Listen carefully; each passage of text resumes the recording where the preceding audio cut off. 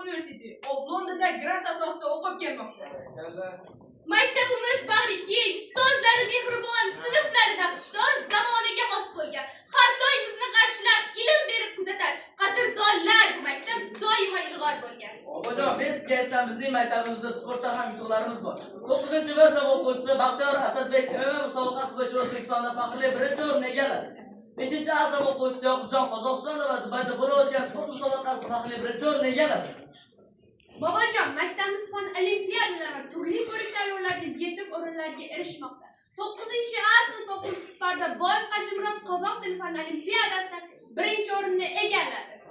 10-B sinf o'quvchisi Mehmetova Elfiya Marhabo talantlar ko'rik-tanlovida faxrli 3-chi o'rinni olib, 2-chi darajali diplom bilan taqdirlandi. Koreyadagi Kongo universiteti arxitektura yo'nalishiga Sharif va Ziyoda grant asosida qabul qilindi. Ofarin. Aytgancha Bobojon, maktabimizda 9-sinf o'quvchisi Mariana Lopes Cleopatra Safiya ingliz tili fani bo'yicha fan olimpiadasida faxrli birinchi o'rinni egallab keldi. Bobojon, ko'rib turganingizdek biz Turon sahnasiga faqat so'z bilan emas, natijalarimiz bilan chiqdik. Yana qanday yutuqlaringiz bor? Marhamat, tomosha qiling.